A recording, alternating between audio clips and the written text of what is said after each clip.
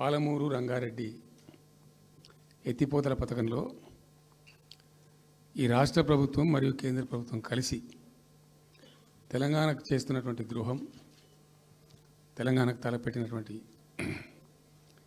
దుర్మార్గమైనటువంటి విధానం మీదనే చర్చ జరిగింది. దీని కథ ఏంటంటే చాలామందికి తెలియదు, అవగాహన కూడా ఉండదు. కొత్త తరం వాళ్ళకైతే అసలు తెలియదు. ద రీజన్ వై ఈజ్ సమైక్య ఆంధ్రప్రదేశ్లో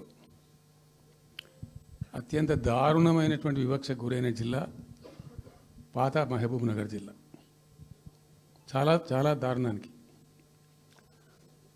రీజన్ ఏంటంటే వనరులు లేక కాదు, వసతులు లేక కాదు. కృష్ణానది ప్రవేశిస్తదే మహబూబ్ నగర్ జిల్లాలో. సరే, ఇప్పుడున్న తెలంగాణ, అప్పుడు ఉన్న ఆంధ్రప్రదేశ్ మొత్తం చూస్తే కూడా 300 and above కిలోమీటర్స్ కృష్ణానది పారుతుంది కూడా మహబూబ్ నగర్ జిల్లాలో. 308 కిలోమీటర్లు పారుతుంది, 308 కిలోమీటర్స్ పారుతుంది. ఇది రెండు రాష్ట్రాలు కలిపి లెక్క చూస్తే కూడా. అయినా కూడా 50 ఏళ్ళు అప్పటికి 50 ఏళ్ళు పరిపాలించినటువంటి కాంగ్రెస్ పార్టీ కానీ, ఆ తదనంతరం సుమారు దగ్గర ఒక 20 ఏళ్ళు పరిపాలించిన తెలుగుదేశం పార్టీ కానీ, పాలమూరుకు చాలా దారుణమైనటువంటి తిరిగి కోలుకోలేనటువంటి దెబ్బ కొట్టిన పార్టీలు ఈ రెండు పార్టీల ప్రభుత్వాలు. ఇది లోకమందరికి తెలుసు. ఆ జిల్లా యాక్చువల్లీ అప్పర్ కృష్ణా ప్రాజెక్టు, భీమా ప్రాజెక్టు, తుంగభద్ర ఎడమ కాలువ ప్రాజెక్టు, దాని ద్వారా ఆనాటికి అన్ని ఫైల్స్ ఉన్నాయి, రికార్డ్స్ ఉన్నాయి, ఏదో ఒకటి స్టోరీ కాదు. 174 టీఎంసీ నీళ్ళు పాలమూరు రంగారెడ్డి జిల్లాకు రావాల్సి ఉండే. పాలమూరు జిల్లాకు ఆనాటి ప్రతిపాదిత ప్రాజెక్టుల ప్రకారం రావాల్సి ఉండే. ఆంధ్రప్రదేశే ఏర్పాటే తెలంగాణ పాలిట పెనుశాపం. కొంతమందికి నచ్చదు, కానీ పెనుశాపంగా పరిణమించింది ఆంధ్రప్రదేశ్ రాష్ట్ర ఏర్పాటు. మొత్తం తెలంగాణకు, అందులో మోర్ స్పెసిఫికల్లీ మహబూబ్ నగర్ జిల్లాకు జరిగినటువంటి తీవ్రమైనటువంటి అన్యాయం. ఎస్ఆర్సి యాక్ట్ అంటే స్టేట్ రీఆర్గనైజేషన్ యాక్టు స్పష్టంగా చెప్తుంది, ప్రతిపాదించబడి ఆల్రెడీ శాంక్షన్ అయ్యి జరుగుతుండే ప్రాజెక్టులు, కంటెంప్లేట్ చేసి ఉన్న ప్రాజెక్టులు, వాటిని మార్చకూడదు, అవి కొనసాగించాలి. ఆ చట్టం ఉండగా కూడా వాటి అన్నిటిని కాదని వీటిని మొత్తం అబాండన్ చేసి పడేసిండ్రు. అట్లా చాలా చేసినారు. అక్కడ గోదావరి మీద చూసుకుంటే దేవునూరు ప్రాజెక్టు కావచ్చు, ఇచ్చంపల్లి కావచ్చు, రకరకాల ప్రాజెక్టులను అబాండన్ చేసినారు. అందులో అతి తీవ్రమైనటువంటి అన్యాయం మహబూబ్ నగర్ జరిగింది. ఇలా మహబూబ్ నగర్కి ఇచ్చే పాలమూరు ఎత్తిపోతలో మరొకటి కొత్త స్కీమ్ కాదు. గతంలోనే 174 టీఎంసీలకు ప్రాజెక్టులు రూపకల్పన జరిగి అంత అయింది. అయితే మేము చాలా వాదించినాం. మధ్యలో బ్రిజేష్ కుమార్ ట్రిబ్యునల్ వస్తే కూడా అక్కడ పోయి ఆ ట్రిబ్యునల్ని కలిసి చాలా ప్రయత్నాలు చేసినాం. ఉద్యమ సందర్భంలో, ఉపన్యాసాలలో, కరపత్రాలలో, జలసాధన ఉద్యమ సందర్భంలో, మా క్యాసెట్ల రూపంలో, స్పీచ్ల రూపంలో, కరపత్రాల రూపంలో, పోస్టర్ల రూపంలో, క్యాసెట్ల రూపంలో రకరకాలుగా వాదించుకుంటూనే ట్రిబ్యునల్ కూడా వేయాలని పోతే, ట్రిబ్యునల్కు ఉండే ఒక డెలికసీ ఏంటంటే వాళ్ళు రాష్ట్రాల మధ్య పంపిణీ చేస్తారు తప్ప రాష్ట్రం లోపల ఉండేటువంటి ఒక ప్రాంతానికంటే వాళ్ళు చేయరు. మీకు రాష్ట్ర హోదా లేదండి, మీరు ప్రాంతము, మీరు రాష్ట్రంతో కొట్లాడుతున్నారు, అది వేరే సంగతి, కానీ మేము స్వీకరించలేము, తీసుకోలేము చట్ట ప్రకారం అని చెప్పి వాళ్ళు నిరాకరించారు. సరే, ఆ తదనంతరం ఉద్యమం జరిగింది, మీ అందరికీ తెలుసు. ఇక్కడ ఇంకొకటి కూడా తప్పకుండా చెప్పాలి. బచావత్ ట్రిబ్యునల్ ఏర్పాటైనప్పుడు అతను పంపకాలు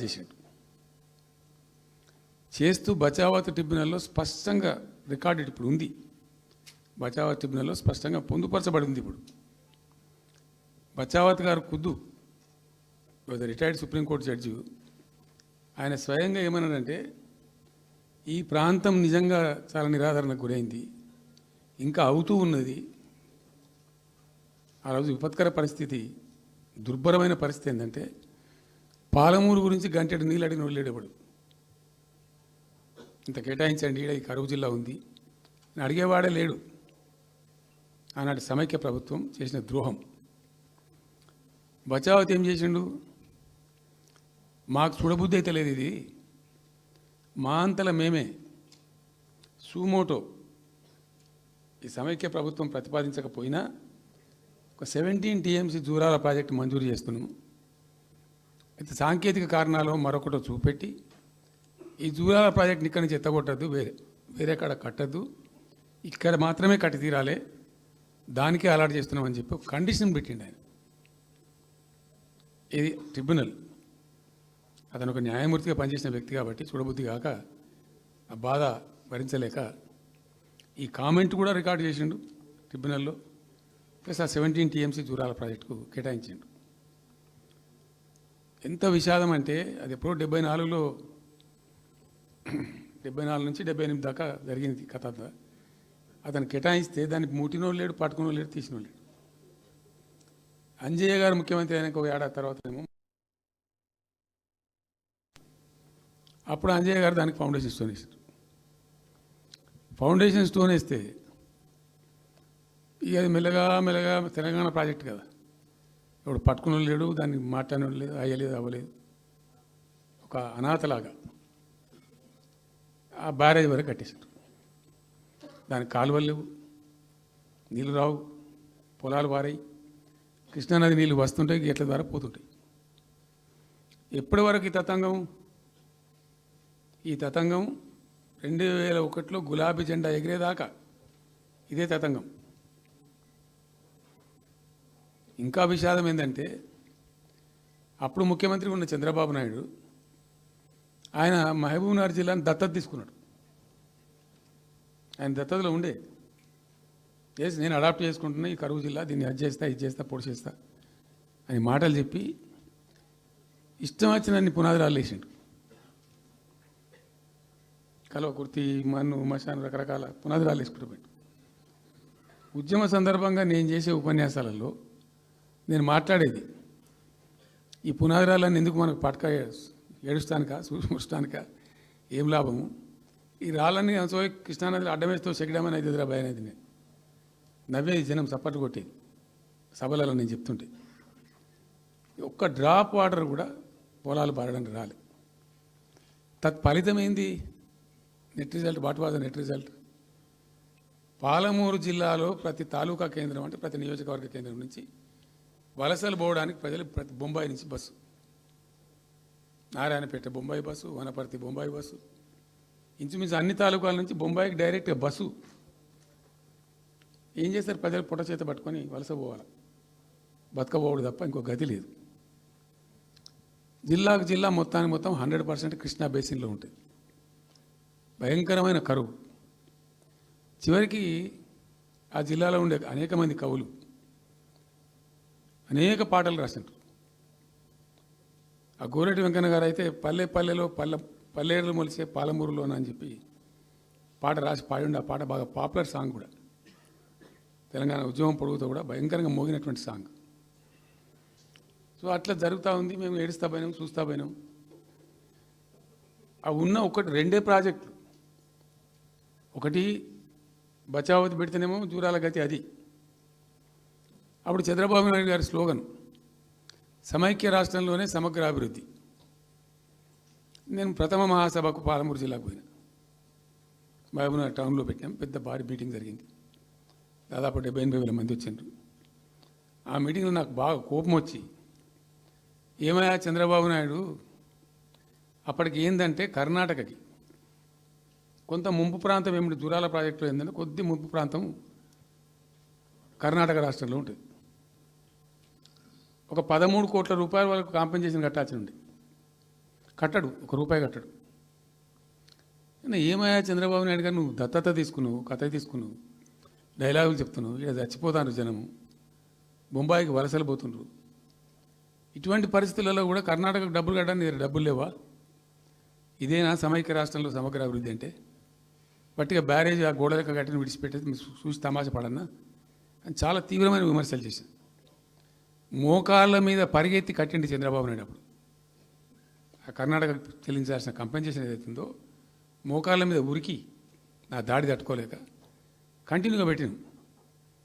దాని తర్వాత చంద్రబాబు నాయుడు పార్టీకి సంబంధించిన ఎమ్మెల్యేనే ఆర్డీఎస్ దగ్గర బాంబులు పెట్టి పేల్చేయడం, అది మీ అందరికీ కూడా తెలుసు.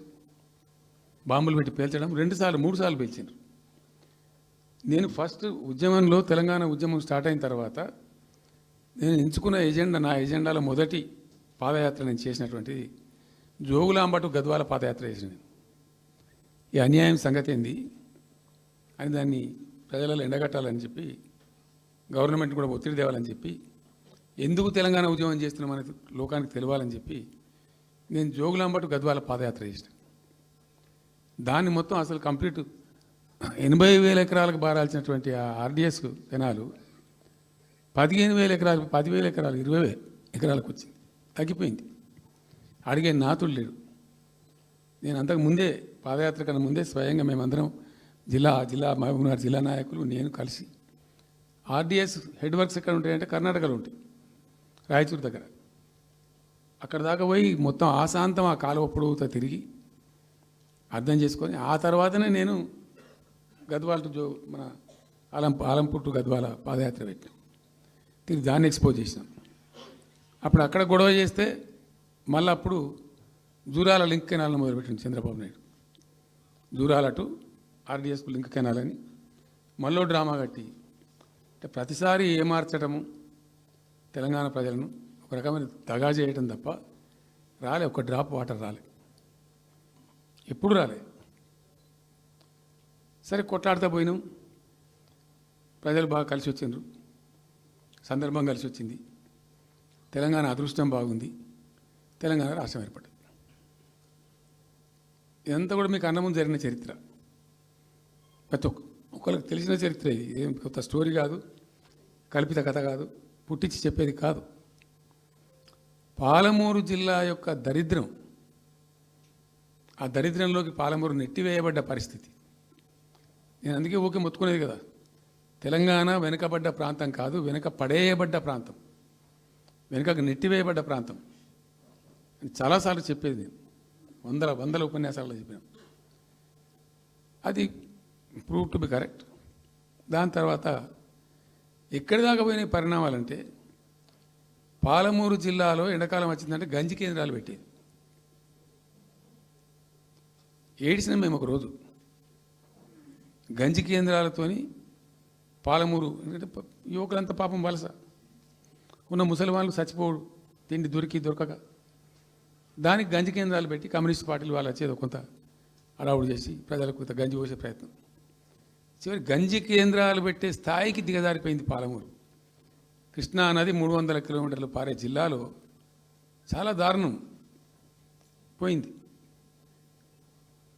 లివ్వా అంటే కేటాయింపులు ఉన్నాయి, పత ఉంది, కార్ఖానా ఉంది, అప్పర్ కృష్ణా పేరుంది, తుంగభద్ర కాలువ పేరుంది, రకరకాల బీమా ప్రాజెక్టు పేరుంది, అన్నీ ఉంటాయి. కానీ ఇవి రాదు.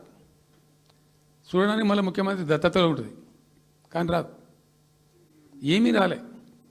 ఇంకా అందంగా ఈ ప్రాజెక్టులను, నేను కూడా అప్పుడు తెలుగుదేశం పార్టీలో పనిచేసిన కదా, ఈ ప్రాజెక్టులకు పెండింగ్ ప్రాజెక్టులను పేరు పెట్టిన ఒక టైటిల్ గొప్పతనంలాగా పెండింగ్ ప్రాజెక్టుల జాబితాలో వాటిని తోసేసి పాలమూరున ఆ గతికి తెచ్చిండ్రు. సరే రాష్ట్రం వచ్చింది. వచ్చిన తర్వాత జరిగింది ఏంది, టోటల్గా మేము సమీక్ష చేసుకున్నాం. గోదావరి అయింది, గొంగడి అయింది, కృష్ణ అయింది, మనకు రావాల్సిన వాటా అయింది, దగా జరిగింది ఎక్కడ, ఎట్లా సరిదిద్దాలా, ఎట్లా మన ప్రయాణం ముందుకు పోవాలా, ఏం జరగాలి అని ఆలోచన చేసినాం. చాలా తీవ్రమైనటువంటి మదన పడ్డం.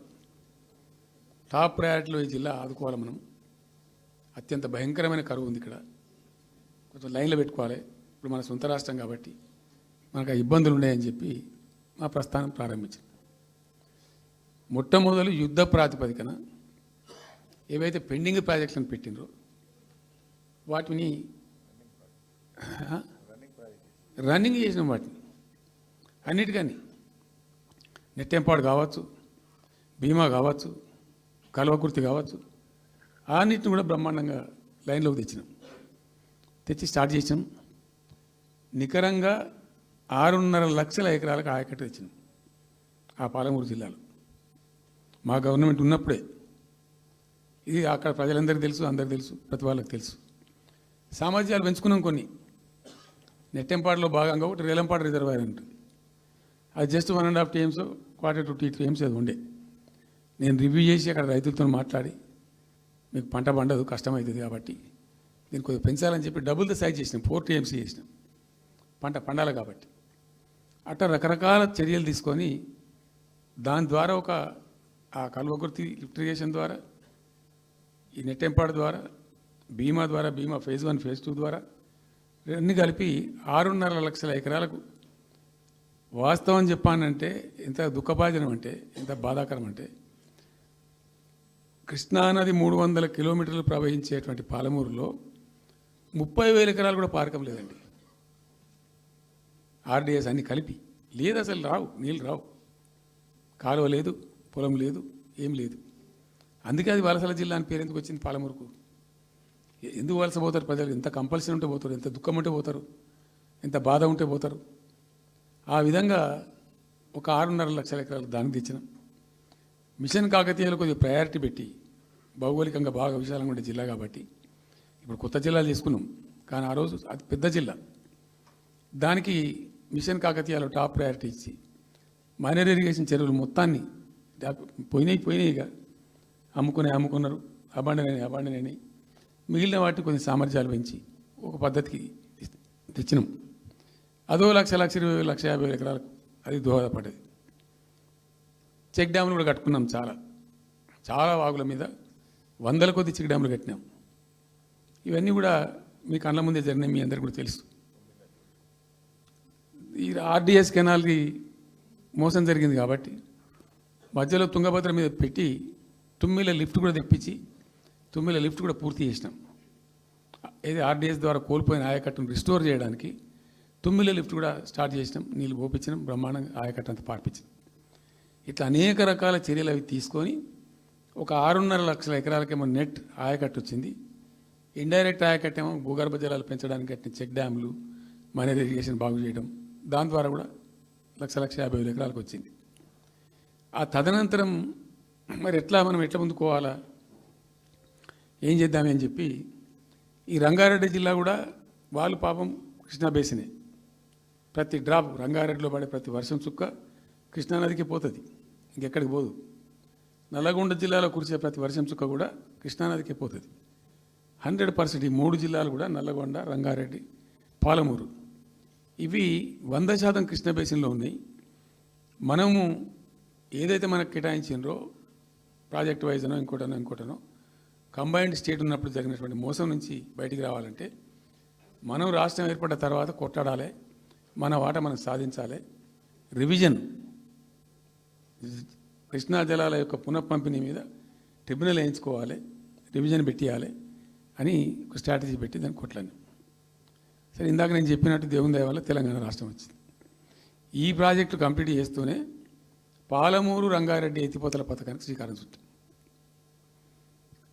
యాక్చువల్ ఫ్యాక్ట్ ఏంది, పాలమూరు రంగారెడ్డికి మేము ఆ రోజు మనసులో ఇంటర్నల్గా మాట్లాడుకొని డిపార్ట్మెంట్ కావచ్చు, క్యాబినెట్ కావచ్చు, వితిన్ ద పార్టీ కావచ్చు, ఆ జిల్లాల నాయకులతో కావచ్చు, మా స్ట్రాటజీ ఏంది, పాలమూరు రంగారెడ్డి ఎత్తిపోతల పథకానికి 170 TMs తీసుకోవాలి.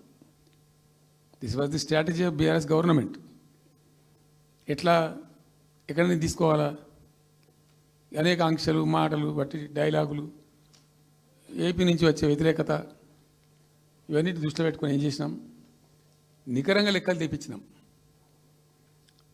ఈ మహబూబ్ నగర్ జిల్లాలో మైనర్ ఇరిగేషన్లో పాత చెరువులు ఏవైతే బచావ్ అవుతున్నప్పుడు లెక్క పెట్టినటువంటి చెరువులు ఏవైతే ఉన్నాయో ఉన్నాయన్ని మాయమైనవి,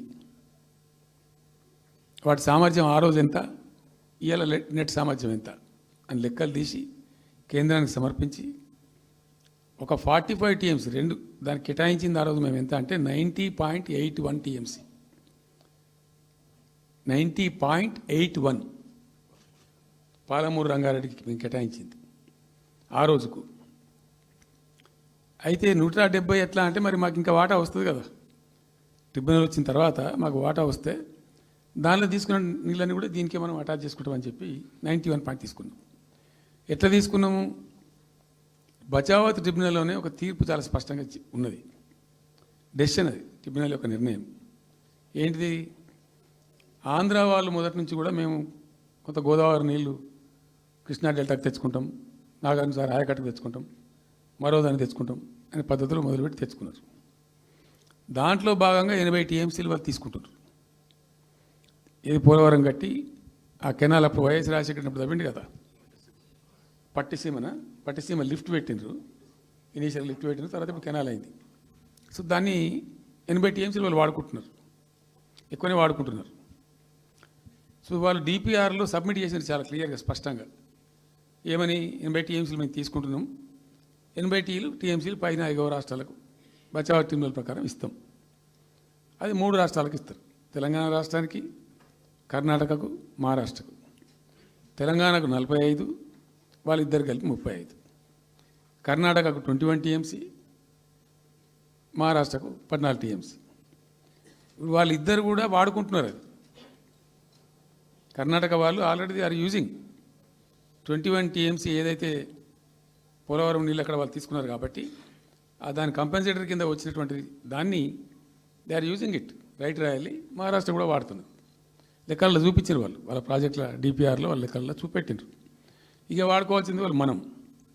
సో ఆ 45 టీఎంసీ మనది ఉంది కదా, మనకు ట్రిబ్యునల్ కేటాయించిందే కదా, అప్పనంగా ఏదో వచ్చేది కాదు కదా. సో ఆ 45 ఈ మైనర్ ఇరిగేషన్ లాసెస్ 45 కలిపి 90.81 టీఎంసీలకు దాన్ని ప్రతిపాదించింది. It has a strong basis, ఏదో గాలిలే అడవులు జమాబందీ ఏర్పడతాడు చేసింది కాదు, ఒక స్పష్టమైనటువంటి విధానంతో ఒక అవుట్లుక్తో భవిష్యత్తు ప్రయోజనాలను దృష్టిలో పెట్టుకొని చేసినటువంటి చర్య. చేసినాం. ప్రాజెక్టు 30,000 కోట్లు 35,000 కోట్లు మంజూరు చేసినాం. అందులో 27,000 కోట్లు ఖర్చు పెట్టినాం. ఆల్మోస్ట్ దగ్గర 88-90% పనులు పూర్తి అయిపోయినాయి. ఈ ఆంధ్రాతోని పంచాయతీ ఉంటుంది ఎప్పటికైనా, వాళ్ళు పోతిరెడ్డిపాడు పొక్కగొట్టి దాన్ని పెంచి ఇక దాన్ని ఇంకింత పెంచి ఇక తెలుగు గంగా అనే పేరు మీద మొదలై అది ఎటెటెటెటు పోతుంది ఇక అడవుల జమాబంది. కాబట్టి మనం క్విక్కెస్ట్ పాసిబుల్ టైంలో తీసుకోవాలని ఆ వచ్చే వాటర్ను అక్కడ ఎంటైర్ వరల్డ్లో ఇక్కడ లేవండి 145 మెగావాట్స్ కెపాసిటీ పంప్స్ పెట్టినాం అక్కడ. Specially prepared, those pumps were prepared by BHEL of India. 145 మెగావాట్ల పంపులు అసలు ఇండియాలో ఎక్కడ ఏ ప్రాజెక్టుకు లేవు. ఎందుకని దాని ఆ పంపు స్విచ్ ఆన్ చేసిన నేను, నీళ్ళు వచ్చినాయి. ఒక్క పంపు స్విచ్ ఆన్ చేస్తేనే ఇట్లా కాలువలు తల్లాడుతుండే ఇట్లా. అంటే ఆ గొడవ ఉంది కాబట్టి వాళ్ళు అటు పోతిరెడ్డిపాడు పక్క నుంచి వాళ్ళు తీసుకుపోతూ ఉంటారు. ఆ వర్షాలు వచ్చినప్పుడే మనం తీసుకోవాలి, ఇంకో గత్యంతరం లేదు.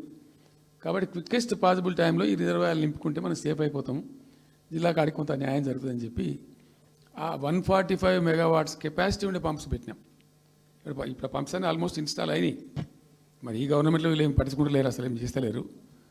అయితే జరిగింది. జరిగిన తర్వాత ఏమైంది, అనుమతులు దాంతో సాధించారు. దాని మీద చాలా మెలికలు పెట్టినారు. ల్యాండ్ అక్విజిషన్ల ప్రాబ్లం చేసినారు. అయినా 27,000 ఎకరాలు మేము అక్వైర్ చేసినాం సక్సెస్ఫుల్గా. అదంతా క్లిష్టమైన సబ్జెక్ట్ ఈ రోజులలో ల్యాండ్ అక్విజిషన్ అంటే. అయినప్పటికీ 27,000 ఎకరాలు అక్వైర్ చేసినాం, 27,000 కోట్లు ఖర్చు పెట్టినాం. అంత కాన్సన్ట్రేట్ చేసినాం. గ్రీన్ ట్రిబ్యునల్కి పోయినారు, ఆ స్టేని క్యాన్సిల్ చేయించినాం. అనేక రకాల అడ్డంకులు కల్పించే ప్రయత్నాలు ఎన్ని చేసినా వాటన్నిటిని అధిగమిస్తూ ఆ ప్రాజెక్టును ముందుకు తీసుకొని పోయినాం. అయితే ఈ పంపులన్నీ ఇన్స్టాలేషన్ అయిపోతుంది, బ్రహ్మాండంగా ఉంది. సరే, ఇంతగా అయితే మా గవర్నమెంట్ మారింది. సహజం, రాజకీయాల్లో గెలుపులు ఉంటాయి, ఓటములు ఉంటాయి, ప్రభుత్వాల మార్పిళ్ళు ఉంటాయి, జరుగుతాయి. కానీ ఎంత తెలుగు తక్కువ దద్దమ్మ ప్రభుత్వం వచ్చినా, నెక్స్ట్ సక్సెసివ్ గవర్నమెంట్ ఎవరు వచ్చినా రాష్ట్ర ప్రయోజనం కదా ఒక ప్రాజెక్ట్ అంటే. ప్రజలకు నీళ్ళు వచ్చేది కదా, ప్రజలు బ్రతికేది కదా, దాన్ని కొనసాగిస్తారు. ఇప్పుడు ఒక్క తట్టెడు మట్టి కూడా తీయలేదండి. మా గవర్నమెంట్ పోయిన తర్వాత పాలమూరు ఎత్తిపోతల పథకంలో ఒక తట్టెడు మట్టి కనీసం తీయలే. మరి దాన్ని ఎందుకు అబాండన్ చేసినరో, దాని వెనక ఏం ఉద్దేశం ఉందో, ఇంత నిష్క్రియాపరత్వం ఏంది, ఇంత దారుణమైంది. 2 నెట్ సంవత్సరాలు గడిచిపోయినాయి. ఇప్పుడు మేము గమనిస్తున్నాం. మధ్యలో ఏమైంది, కేంద్ర ప్రభుత్వంతో తమాషా. బీజేపీ మొదటి నుంచి మాకు తెలంగాణకు శని అయింది. అది కేంద్ర ప్రభుత్వం ప్రతిదాన్ని వ్యతిరేకించడమే. ప్రతిదాని చంద్రబాబు ఎన్డీఏలో చేరడం, ఆయన మాటలు పట్టుకొని వ్యతిరేకించడం, అడ్డంగా ఇష్టం వచ్చిన పద్ధతిలో. మేము బాగా కొట్టాను. మేము ఉన్న రోజులు అనేకమైనటువంటి పోరాటాలు చేసి దాన్ని ఎప్పటికప్పుడు సాధించుకున్నాం. అనుమతులు కానీ ఇంకోటి కానీ మొత్తం 9-10 అవసరం పడతాయి. అందులో 6 అనుమతులు ఆల్రెడీ వచ్చేసినాయి. మెయిన్ ఎన్విరాన్మెంట్ అసెస్మెంట్ కమిటీది అదే మెయిన్ అసలు ప్రాజెక్టుకు లైఫ్ లైన్. దాని మొత్తం అనుమతులు వచ్చేసినాయి. దాని తర్వాత మిగిలిన అనుమతులన్నీ లాంఛనమేగా ఇచ్చేయాల్సిందే. అది ఇచ్చిందంటే అటువంటి అతి ముఖ్యమైనటువంటి అనుమతి కూడా అన్నీ తెచ్చినాం. అన్నీ వచ్చిన తర్వాత కేంద్ర ప్రభుత్వం మన చంద్రబాబు నాయుడు ఎంపీలు అవసరం ఉంది కదా అక్కడ వాళ్ళకు. ఇప్పుడు ఇద్దరు ఎంపీలు అవసరం కదా, నితీష్ కుమార్, చంద్రబాబు నాయుడు. దానికోసం బీజేపీ ఎంతకైనా దిగజారుతుంది. ఆడ ప్రభుత్వం నిలబెట్టుకోవాలి కాబట్టి ఎంతకైనా దిగజారి ఆయన మాట పట్టుకొని డిపిఆర్ను వాపసు పంపించారండి. మేము ఉన్న రోజులు రాలే డిపిఆర్ వాపసు. అనుమతులు తెచ్చిన ఉల్టా మేము. ఇంకా డిపిఆర్ వాపసు వస్తే భూమి ఆకాశం ఒకటి చేయాలా రాష్ట్ర ప్రభుత్వం. ఎంత లొల్లి చేయాలా, ఎంత హడావుడి చేయాలా. ఆల్ పార్టీ డెలిగేషన్ తీసుకుపోవాలి. అవసరం వస్తే మేము వడ్లు కొనకపోతే పోయి ఢిల్లీలో ధర్నా చేసినామండి. మేము అప్పుడు మా గవర్నమెంట్ ఉన్నప్పుడు రైతులు పండించిన పంట కొనకపోతే యావత్తు ఎమ్మెల్యేలము, క్యాబినెట్ అందరం పోయి ఢిల్లీలో ధర్నా చేసి కేంద్ర ప్రభుత్వం మెడలు వంచినాం. మేము 80 లక్షల టన్నులు మనకి తీసుకుంటామనేటువంటి ఒప్పందం మీద సంతకం చేయించుకొని వచ్చినాం. వడ్లు కొనిపించినాం ఎఫ్సిఐతోని. మామూలు వడ్లు కొనకపోతేనే మేము అంత అడావుడు చేసిపోయినాము. కానీ ఒక ఇంత పెద్ద ప్రధానమైన 3 జిల్లాలకు సంబంధించిన ప్రాజెక్టు డిపిఆర్ వాపసు పంపిస్తే వీళ్ళు కుయ్యలేదు, కుట్టుకోలేదు, వాళ్ళకి చెప్పని కూడా చెప్పలేదు. తెలియదు ఎవరికి బయట. జస్ట్ దేవర్ మమ్. ఇంకా బాధాకరమైన అంశం ఏంటంటే అసలు 170 టీఎంసీలకు దాదాపు మేము ఏమి చేస్తే బ్రిజేష్ ట్రిబ్యునల్ నడుస్తుంది కదా. దీనిలో ఎట్లుంటుందంటే ఇంకో విషయం అండి, దీన్ని స్పష్టంగా చెప్తున్నాను, మళ్ళీ కన్ఫ్యూజన్ వద్దు. దేశంలో ఒక కొత్త రాష్ట్రం ఏర్పడితే దానికి కొన్ని సంక్రమణలు ఉంటాయి. నీళ్ళెన్ని రావాలి, ఫలాన్ని ఇంత రావాలి అని కొన్ని సంక్రమిస్తాయి ఆటోమేటిక్గా. అది ఎస్ఆర్సీ యాక్ట్. భారతదేశంలో ఇనీషియల్గా ఉన్నాయి 14 స్టేట్సే. ఇప్పుడు జమ్మూ కాశ్మీర్ అదేదో వాళ్ళు చేసినారు, కానీ అదర్వైజ్ 15 రాష్ట్రాలు తర్వాత ఏర్పడ్డాయి. వాళ్ళు దాన్ని ఇప్పుడు యూనియన్ టెరిటరీ చేసింది కదా లద్దాఖ్ను. 15 అంటే ఒరిజినల్గా ఉన్నదానికంటే ఇంకో రాష్ట్రం ఎక్కువ కలిపి కొత్త రాష్ట్రాలు వచ్చినాయి. సో వాటికి పద్ధతి ఉంది. ఏ రాష్ట్రం ఏర్పడ్డప్పుడు దానికి ఏదేమి ఇవ్వాలి, హైకోర్టు ఎట్లా, పలాంది ఎట్లా అన్నీ దానికి ఒక చట్టం ఉంది. అవన్నిటిని బుల్డోజ్ చేస్తూ ఇక్కడ ఇయ్యలే. నీళ్ళు ఎన్ని రావాలా, ఫస్ట్ ఛాయిస్ వాళ్ళకి ఇస్తారంటే ఆ రాష్ట్రాలకు ఇస్తారు. ఏ రాష్ట్రాలు అయితే విడిపోయినాయో మీరు మ్యూచువల్ అండర్స్టాండింగ్లో చేసుకోండి అని ఇస్తారు. ఇక్కడ పొసిగే కార్యక్రమం కాదు. కాబట్టి మేము ఏం చేసినామంటే 1 ఇయర్ తర్వాత 1 ఇయర్ లోపు ఒకవేళ పరిష్కారం అయితే 2 రాష్ట్రాలు చేసుకోవాలా, లేదా సెంట్రల్ గవర్నమెంటే ఆర్బిట్రేషన్ ద్వారా చెయ్యాలా కూర్చొని. చేయనప్పుడు ఏం చేయాలంటే సుప్రీంకోర్టు పోవాలి. మేము 1 ఇయర్ తర్వాత కేంద్ర ప్రభుత్వానికి అప్పీల్ చేసినాం. సెక్షన్ 3 వేయండి, మాకు కృష్ణా జలాల పునఃపంపిణీ చేయండి. చేస్తే దాని వాళ్ళు ఖాతరు చేయాలి. మేము సుప్రీంకోర్టుకు పోయినాం. సుప్రీంకోర్టు కోపానికి వచ్చింది కేంద్ర ప్రభుత్వం మీద కూడా. ఒక రాష్ట్రం అంటూ ఏర్పడ్డప్పుడు యాక్ట్ ప్రకారం, పార్లమెంట్ యాక్ట్ ప్రకారం వాళ్ళకి రావాల్సిన అన్నీ రావాలి కదా.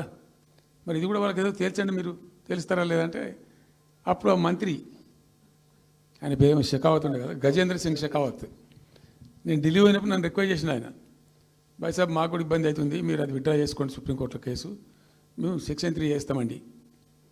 అప్పటికి 2-3 ఏళ్ళు గడిచిపోయింది, డిలే అవుతా ఉన్నది. నేను పోయినప్పుడు అడుగుతున్నా, పర్సూ చేస్తున్నా, మాట్లాడుతున్నాం, ప్రైమ్ మినిస్టర్ లెటర్స్ ఇచ్చినాం, అన్నీ చేస్తున్నాం. ఫైనల్గా సుప్రీంకోర్టు చివాట్లు పెట్టిన తర్వాత వాళ్ళు ఉండి మీకు విత్డ్రా చేసుకుంటే దయచేసి మేము సుప్రీంకోర్టు ఆర్డర్ ఇస్తుందని తెలిసిపోయింది వాళ్ళకు కూడా. ఆటోమేటిక్ ఇస్తుంది కదా కోర్టు ఆర్డర్, న్యాయప్రదంగా రావాల్సింది ఇస్తుంది. కాబట్టి ఎట్లా తప్పేటట్లేదు ఇక కోర్టు ఆర్డర్ ఎందుకని చెప్పి మీరు విత్డ్రా చేసుకోండి బాయ్ సాబ్, మేము ఇచ్చేస్తాం. మంచిగా విత్డ్రా చేసి మళ్ళీ లెటర్ పెట్టినాం. మీరు చెప్పిన ప్రకారం విత్డ్రా చేసుకున్నామండి అంటే లెటర్ పెట్టండి అంటే పెట్టినాం, అది ప్రాసెస్లో ఉంది. సెక్షన్ 3 వేయడానికి చివరికి వేసారు. ఇప్పుడు సెక్షన్ 3 వేసారు, దాని మీద బ్రిజేష్ ట్రిబ్యునల్ అపాయింట్మెంట్ కూడా అయిపోయింది. ఇప్పుడు వాదనలు జరుగుతున్నాయి, మాకేం రావాలి, మీకేం రావాలి, తెలంగాణ రాష్ట్రం, ఆంధ్ర రాష్ట్రం మాట్లాడుతూ ఉన్నారు. సో ద క్వశ్చన్ ఏంది, అక్కడ ఉంది, ఇప్పుడు తేలుతుంది. మా ఉద్దేశం ఏంది, 90 టీఎంసీలు అయితే మాకున్నాయి నికరం, మాకు ఎవరు ఇచ్చేది ఏం లేదు, ఎవరు అడుక్కునేది ఏం లేదు. అడిషనల్ ఇంకో 60-70 టీఎంసీ, ఇంకో 70-80 టీఎంసీ కావాలంటే ఎట్లా అంటే, ఈ ట్రిబ్యునల్లో వచ్చేటువంటి అధిక వాటా ఏదైతే మనకు ఉంటుందో, ఇందులో ఒక గుడ్స్ ఆయన ఈయన బ్రిజేష్ ట్రిబ్యునల్ ఏం చేసిండు, వచ్చిన తర్వాత ఆయన ఒకటి చేసిండు. అంతకుముందు చట్టం ఏముంటుండే, 75% డిపెండబిలిటీ మీదనే నదుల నీళ్ళు కేటాయింపు జరగాలి, 75% డిపెండబిలిటీ మీద. మనకు కృష్ణా జలాలు ఇచ్చినప్పుడు అట్లే ఇచ్చిండ్రు. ఈయన బ్రిజేష్ ట్రిబ్యునల్ వచ్చిన తర్వాత ఈయన ఏం చేసిండంటే 75% బోల్డ్ అండి, మంచి సర్ప్లస్ ఇయర్స్లో చాలా వర్షాలు పడుతున్నాయి, కావాల్సిన నీళ్ళు వస్తున్నాయి, అవి వేస్ట్ అవుతున్నాయి అనవసరంగా, అట్లెందుకు కేటాయింపులు చేసుకుందాం, 65% డిపెండబిలిటీ పెట్టుకుందాం అని చెప్పి పెట్టిండు. దాని ద్వారా ఏమైంది, మన కృష్ణా నదిలో ఒరిజినల్గా వచ్చిన అలాట్మెంట్ 811 టీఎంసీ, 811 టీఎంసీలే బచావ్ ట్రిబ్యునల్ ప్రకారం. కానీ తదనంతరం ఈయన బ్రిజేష్ వచ్చిన తర్వాత అది ఆల్మోస్ట్ 1005కి పోయింది, ఇంకో 195 టీఎంసీ పెరిగింది, ఆ 10% యాడ్ చేసే వరకు పెరిగితే అలా మనకు కూడా ఆటోమేటిక్ వాటా వస్తుంది. ఇప్పుడు తేలుతుంది అది. సో మేము ఆశపడ్డది ఏంటంటే, ఒరిజినల్గా పెట్టుకున్నటువంటి ఈ 90 టీఎంసీ అది బచావ్ ట్రిబ్యునల్ ఇచ్చిందే 45 టీఎంసీ, 45 టీఎంసీ మన మైనర్ ఇరిగేషన్ లెక్కలు బాజాప్తా తీసి ఇచ్చినాం కాబట్టి అది యాక్సెప్ట్ చేసిన వాళ్ళు. ఈ 90 టీఎంసీ ప్లస్ ఇప్పుడు అడిషనల్గా వచ్చేది కలిస్తే మనకు దాదాపు 170-160 దాకా తీసుకొని పోవచ్చు. కంఫర్టబుల్గా ఉంటాం మనం, ఇక్కడ డ్రింకింగ్ వాటర్ కానీ ఇంకోటి కానీ బాధ లేకుండా ఉంటాం, ఆ జిల్లా సుభిక్షం అవుతుంది అని ఆల్రెడీ పాలమూరు జిల్లాలో తెచ్చుకున్నటువంటి 6.5 లక్షల ఎకరాల ఆయకట్టు ప్లస్ దీనిలో ఒక 7 లక్షలు వస్తుంది పాలమూరు, అంటే 13.5 lakhs పోతుంది. పాలమూరు జిల్లా కాడికి వస్తే నియోజకవర్గానికి 1,00,000 ఎకరాలు వారాలి. అంత కృషించి అంత కునారిల్లి 60 ఏండ్లు ఏడిసి గోసపడ్డ పాలమూరుకు ఒక పెద్ద రిలీఫ్ వస్తుంది. దీంతో మొత్తం జిల్లా టాప్ టు బాటం అంతా కూడా ఒక అద్భుతమైనది ఉంటుంది. గ్రావిటీ వారేకాడికి గ్రావిటీ వారుతుంది, లిఫ్ట్ వారుతుంది, చాలా అద్భుతంగా ఉంటుంది అని చెప్పేసి. తర్వాత వర్ష నీళ్ళు కూడా చాలా వరకు ఈ చెక్ డ్యామ్లలో దానిలో అడ్డుకుంటాం కాబట్టి గ్రౌండ్ వాటర్ కూడా బాగా పెరుగుతుంది. ఎట్లా ఫ్రీ పవర్ ఇస్తున్నాం కాబట్టి దాని ద్వారా కూడా లాభాలు జరుగుతాయని చెప్పి అసెస్మెంట్ చేసి ఇచ్చినాం. నిజంగా కూడా పాలమూరు ఒక టైంలో తెలంగాణ వచ్చిన తర్వాత 4-5 ఏళ్ళకి నేను పోతే ఎందుకో పోయినాం, బస్సు యాత్ర చేస్తే చాలా అద్భుతంగా ఎక్కడికక్కడ వరికోత మిషన్లు, కల్లాలు, అంతకుముందు పాడుబడ్డ ఇల్లు కనిపించే పాలమూరులో నా కళ్ళతో నేనే చూసిన. ఇంకా ఇది అంతా కంప్లీట్ అయిపోతే ఈ అనుకున్న 15 లక్షల ఎకరాలకు నీళ్ళు వస్తే చాలా దివ్యంగా ఉంటుందని చాలా సంతోషపడుకుంటూ పోయినాం. సరే, ఇప్పుడు కేంద్ర ప్రభుత్వం కొత్తగా తాకీదు, అది ఎవరు చెప్పినారో తెలియదు, వాళ్ళు చెప్తున్నారు. ఇప్పుడు గవర్నమెంట్ ఉన్న వాళ్ళు చెప్పడం చెప్తున్నారు. ఏంది, మీరు 90 టీఎంసీలు పెట్టుకున్నారు, పాత గవర్నమెంట్ పంపించింది, ఒకటి డిపిఆర్ తిప్పి పంపించిండ్రు, దాని మీద సడి లేదు, సప్పుడు లేదు, లులి లేదు, లూకాండం లేదు, తల ఊగుతున్నారు. ఎందుకు తల ఊగుతున్నారు? రాష్ట్ర ప్రయోజనాలు కాపాడడానికి లేకపోతే, రాష్ట్రానికి వచ్చిన నీళ్ళని కూడా కాపాడే స్థితి లేకపోతే ఇదేం దద్దమ్మ ప్రభుత్వం? ఇంత చేత కానీ ప్రభుత్వం ఉంటే ఎట్లా? నోరు లేని ప్రభుత్వం ఉంటే ఎట్లా? పెద్ద నోరు పెట్టుకొని పెద్ద గడబడి చేయాలి కదా. ఒక 10 టీఎంసీలు పోతేనే ఒక్కొక్క రాష్ట్రం ఎక్కడ దగ్గర పోయి కొట్లాడతారు. ఇవాళ మొత్తం డిపిఆర్ఏ పంపించి ప్రాజెక్ట్ని ఆగం చేసే పరిస్థితి వస్తే సప్పుడు లేదు. ఒకటి రెండవది ఇప్పుడేం చేసిండ్రు, ఇరిగేషన్ మంత్రికి లెటర్ రాసిండు. వాడు చెప్పిండా చెప్పలేదా భగవంతుని గారికి 45 టీఎంసీలు ఇవ్వండి మాకు అనుమతి అని చెప్పి. ఎట్లా రాస్తావు నాకు అర్థం కాదు. నువ్వు ఏ ముఖం పెట్టుకొని రాస్తావు? ఇదో ప్రభుత్వమా? ఉన్న వస్త్రానికి పోతే అనవసరం పోయింది అన్నట్టు ఉన్నది కూడా కొట్టుకుంటారు ఎవడన్నా. ఎవరై నీళ్ళు అవి ఆల్రెడీ బచావ్ ట్రిబ్యునల్ తీర్మానంలో ఇచ్చింది. దాన్ని కర్ణాటక వాడుతుంది, అటు మహారాష్ట్ర వాడుతుంది. వాళ్ళ లెక్కల్లో చూపెడుతున్నారు వాళ్ళు. రాల్మట్టి డ్యాంలో వినియోగంలో చూపెడుతున్నారు వాళ్ళు. మాకు వచ్చిన 21 టీఎంసీ మేము ఇక్కడ వాడుతున్నామని చెప్పి. ఆ 2 ఎగువ రాష్ట్రాలు వాడుతుంటే ఇక్కడ వచ్చి మనకు వచ్చినటువంటిది బాజాప్తా అది కూడా ట్రిబ్యునలే కదా, బచావత్ కూడా ట్రిబ్యునలే కదా. ఆ ట్రిబ్యునల్ తీర్పు ద్వారా వచ్చిన 45 టీఎంసీ నువ్వు ఎందుకు ఆపుతున్నావు ఇప్పుడు? ఇది రాష్ట్ర ప్రభుత్వమా? అసలు ప్రభుత్వం ఉందా? నిద్రపోతున్నారా? ఇంతసేపు రియల్ ఎస్టేట్ దందా తప్ప ఇంకోటి లేదా? ఇల్టు భూములు ఎట్లా అమ్ముదాం, పల్టు భూములు ఎట్లా అమ్ముదాం, ఆ భూములు ఎట్లా దెబ్బ పెడదాం, ఇంకెంత కమిషన్ కొడదాం, ఇది తప్ప రాష్ట్ర ప్రయోజనాలు, నీళ్లు, రైతులు, మనుషులు లేరా? ప్రాజెక్టులు ఎందుకు 2 నెలల నుంచి ₹1 పెట్టలే? ఎందుకు ఒక తట్టడి మట్టి తీయలే? ఎవరు నిరోధించిన మిమ్మల్ని? ఎవరు అడ్డుపడ్డారు మీకు? ఎవరు కట్టేసారు మీ కాలను? అటు పైసా పనిచేయరు, నిష్క్రియాపరత్వంగా ఉంటారు. డిపిఆర్ పంపిస్తే సపోర్ట్ చేయరు. ఇలా చివరికి 45 టీఎంసీ అని రాస్తారు. అంటే ఏం కాబోతుంది? ఎవరో ఒత్తిడి ఉంది దీని వెనుక? ఏం కుట్ర దాగుంది ఇది? 2 ఏళ్ళ నుంచి నేను మౌనం పాటించి చూసుకుంటూ వస్తున్నాం. తప్పని పరిస్థితి నేను బయలుదేరినప్పుడే తప్పదు. అటు కేంద్రాన్ని ఎక్స్పోజ్ చేస్తాం, ఇటు రాష్ట్రాన్ని ఎండగడతాం ప్రజల మధ్యలో ఖచ్చితంగా. ఇలా మొత్తం విస్తారంగా మాట్లాడినాం, చర్చించినాం. చాలా పెద్ద ప్రజా ఉద్యమానికి శ్రీకారం చుడతాం. కంపల్సరీ పాలమూరు, రంగారెడ్డి, నల్లగొండ జిల్లాలలో గ్రామాన దానికి పోస్టర్ డిజైన్ అవుతుంది, కరపత్రం డిజైన్ అవుతుంది. ప్రజా ఉద్యమాలు చేస్తాం, పెద్ద బహిరంగ సభలు పెడతాం. నేను స్వయంగా అటెండ్ అవుతున్న బహిరంగ సభలకు. ప్రజాక్షేత్రంలో ఈ ప్రభుత్వం యొక్క నిష్క్రియాపరత్వాన్ని ఎండగడతాం. ఇప్పుడు వాయిస్ అయితే తెలంగాణకు, మరి తెలంగాణకు ఉన్న ప్రభుత్వం మాట్లాడకపోతే ఇంకెవరు మాట్లాడాలా? మాకు 2 బాధ్యతలని, ఒకటి తెలంగాణ తెచ్చిన పార్టీగా, రెండవది ప్రధాన ప్రతిపక్షంగా కూడా కంపల్సరీ మా డ్యూటీ మేము చేయాలి. అందుకోసం గాను వీళ్ళు ఏదో తమాషకు మేము అదోటి ఇదోటి అడ్డం పొడుగు మాట్లాడి, కిరికిరి మాటలు మాట్లాడి, ఈ కారు కూతలు కూసి ఏదో చేస్తామనుకుంటే నడవదిగా. ఈ ఏళ్ళ దాకా వేరే కథ, రేపటి నుంచి వేరే తోలు తీస్తాం ఎక్కడికక్కడ. ప్రజలు ఖచ్చితంగా ఎక్కడికక్కడ నిలబెట్టే ప్రయత్నం చేస్తాం. అడుగున చెక్ చేస్తాం, ప్రతి విషయంలో చెక్ చేస్తాం. Sufficient time we have given. మేము తొందరపడి మేము ఎందుకు కన్నెర్రి అయ్యి మా ప్రభుత్వం పోయింది వీళ్ళు వచ్చింది అనేటువంటి ఒక పిచ్చి అయ్యి అట్లా మేము చేయలే, అటువంటి వాడికి పోలే. ఇష్యూల మీద పోరాడుతున్నాం, ఒకే ఫీజు రియంబర్స్ మీద పోరాడుతున్నాం, ఇంకోటి పోరాడుతున్నాం. రకరకాల భూదందాల మీద, దోపిడీ మీద, చెర్ల మీద పోరాడుతున్నాం. పార్టీ కొట్లాడుతున్నది, తప్పదు కాబట్టి కొట్లాడుతాం. ఇప్పుడు మొత్తం మొదటికే ముప్పొచ్చే పరిస్థితి ఉంది. అటు గోదావరి మీద అరాకిరి చేసి చంద్రబాబు నాయుడు, ఏపీ ప్రభుత్వం నల్లమల సాగరు, ఈ సాగరు, ఆ సాగరు, అటు గోదావరి దోపిడీ జరుగుతూ ఉంటే దాని మీద సప్పులు లేదు. ఇటు కృష్ణలో ఇంత ఘోరంగా పాలమూరు ఎత్తిపోతల మీద దీని మీద సప్పులు లేదు. మరి ఎవరి ప్రయోజనాల కోసం ఉన్నట్టు రాష్ట్ర ప్రభుత్వం? ఏం చేయడానికి ఉన్నట్టు? ఏం జరుగుతున్నట్టు రాష్ట్రంలో? కాబట్టి ఎట్టి పరిస్థితుల్లో నేనే స్వయంగా రంగంలో దిగాలనుకున్నా. దినం ఈరోజు డిసిషన్ అయిపోయింది. 2-3 రోజులలో, 2-3-4 రోజులలో, రాబోయే 3-4 డేస్లో ఆయా జిల్లాల నాయకులతో సమావేశమై ఖచ్చితంగా చాలా పెద్ద ఎత్తున అక్కడ గ్రామానికి డప్పు కొడతాం, మొత్తం సభలు పెడతాం, కవులు, గాయకులు, కళాకారులు అందరినీ తట్టి లేపుతాం. మీ పత్రికా విలేకరులను కూడా రిక్వెస్ట్ చేస్తాం.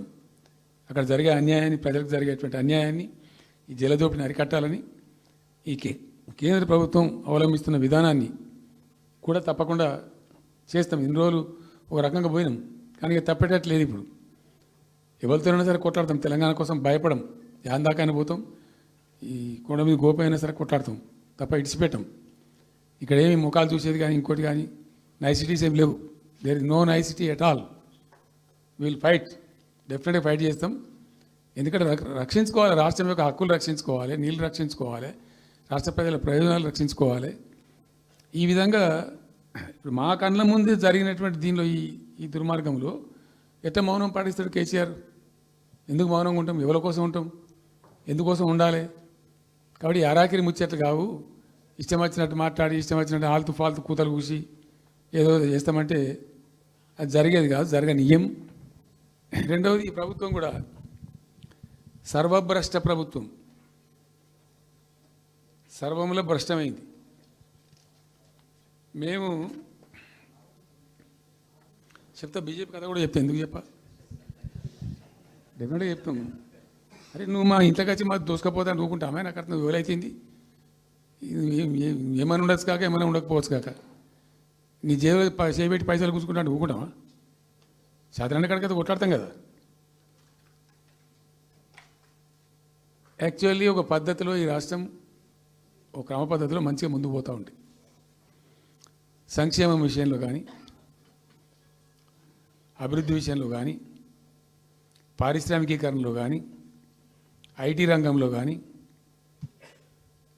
క్రైమ్ తగ్గించడంలో కానీ, లా అండ్ ఆర్డర్ మెయింటైన్ చేయడంలో కానీ ఒక మంచి పద్ధతిలో పోతూ ఉంది. ఇవాళ ఏందండి, జంట నగరాలలో పట్టబగలు నడి రోడ్డు మీద హత్యలు జరుగుతున్నాయి, అడిగే దిక్కు లేదు. మానభంగాలు జరుగుతున్నాయి, రేపులు జరుగుతున్నాయి. ఎన్సీఆర్బీ రిపోర్ట్ ప్రకారంగా 20% క్రైమ్ రేట్ పెరిగింది తెలంగాణలో. పీస్ఫుల్ స్టేట్ ఉండే, ఫ్రెండ్లీ పోలీసింగ్ ఉండే, అవన్నీ ముఖ్యమైపోతున్నాయి ఇవాళ తెలంగాణలో. చూస్తున్నాం మేము, మనం పాటించడానికి చూసుకుంటూ గమనించుకుంటూ రికార్డు చేసుకుంటూ అని చర్చ చేస్తున్నాం. ఎప్పటికప్పుడు పెరిగిపోయినాయి. వాగ్దానాలు ఏంటంటే వీళ్ళు చేసినాయి. మంచిగా ఉన్న ప్రజలను, మాకు ఓటేసే ఉద్దేశంలో ఉన్న ప్రజలను పచ్చి అబద్ధాలు టెంప్ట్ చేసి మోసం చేసి, ఈ రాష్ట్ర ప్రజానీకాన్ని మోసం చేసి దొంగ మాటలు చెప్పి మాయ మాటలు చెప్పి అర్రాస్ పాటలు వాడినట్టు వాడినండి, వేలం పాట వాడినట్టు. కేసీఆర్ 10,000 ఇస్తాడు రైతు బంధుకు, మేము 15,000 ఇస్తాం. మహిళలకు 2,500 ఇస్తాం. కేసీఆర్ కళ్యాణ లక్ష్మి ₹1,00,000 ఇస్తాడు, మేము తులం బంగారం కల్పిస్తాం. మీరు పెళ్లిళ్ళు చేసుకోకుండా ఆపుండ్రి. ఇదే ప్రభుత్వం మీరు చెప్పినటువంటి మాటలు, పెళ్లిళ్ళు చేసుకుంటూ ఆగిపోండి, మీరు నవంబర్లో చేసుకునే బదులు డిసెంబర్లో చేసుకుంటే తులం బంగారం కూడా వస్తుంది. ఉపన్యాసాలలో చెప్పినండి, మా ఉన్నాయి ఆ క్యాసెట్లని. ఇంకేం చెప్పినారు? పెన్షన్ తీసుకునే ముసలి ఎవరు అవుతున్నారో నవంబర్లో తీసుకోకుండా డిసెంబర్లో 4,000 వస్తుంది.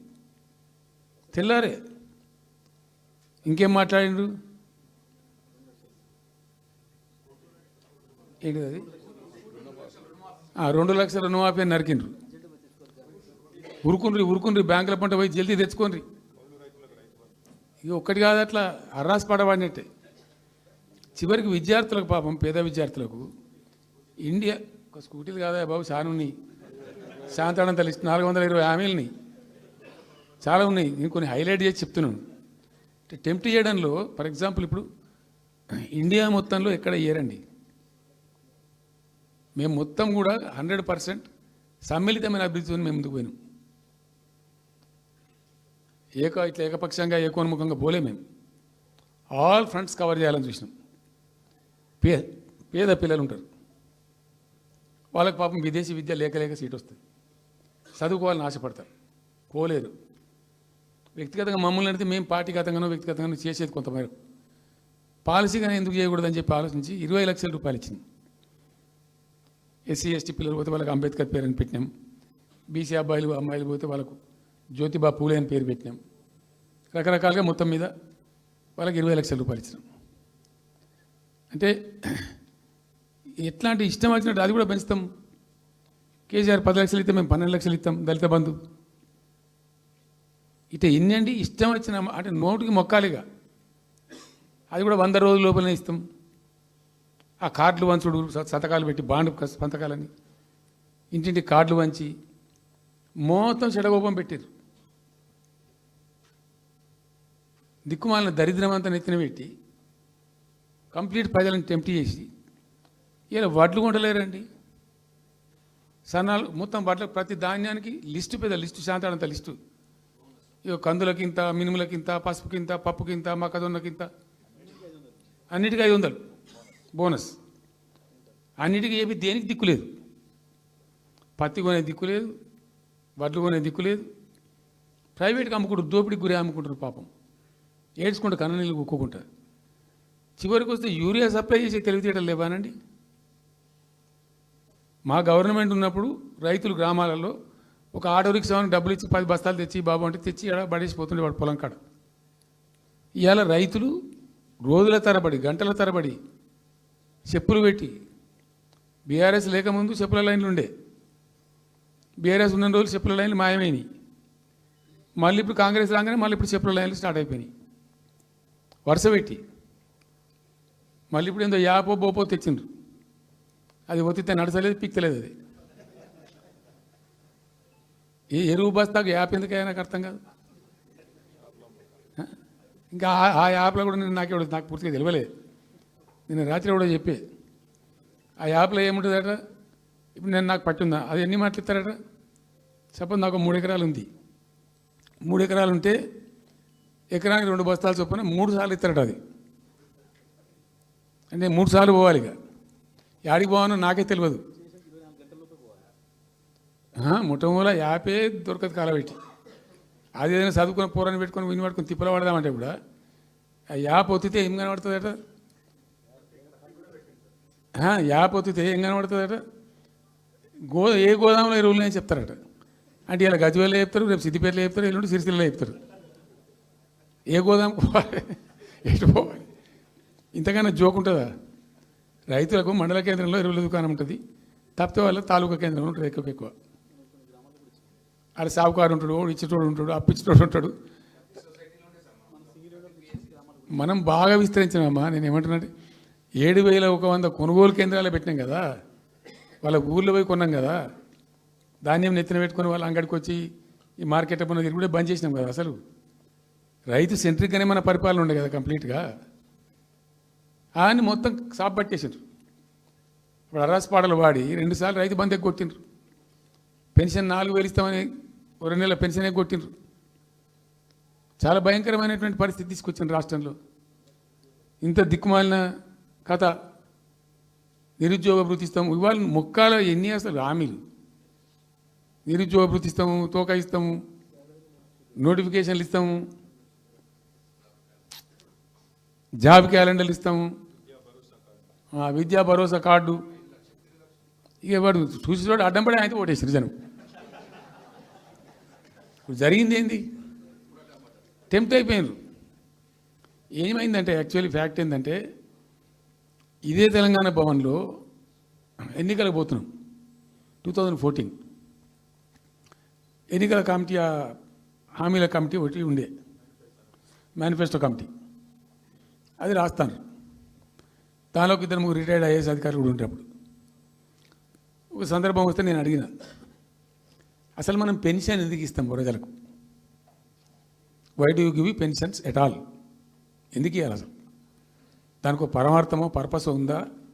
అగాధం పట్టుకొని ఇట్లా పంచిపెట్టుడా ఏంది అసలు? మీ ఉద్దేశం ఏంటి సార్ అన్నారు. అనుకోకుండా దురదృష్టవశాత్తు కొందరు డెస్టిట్యూట్స్ అవుతారు, కొందరు ఫిజికల్ హ్యాండిక్యాప్డ్ అవుతారు. ఇలా మంచిగానే ఉన్నాం, ఏమో ఏమైనా ఒక యాక్సిడెంట్ అయితే కథం తెల్లారి మనం వికలాంగుడు అయిపోతుంది, కదలలేని పరిస్థితికి వచ్చేస్తుంది.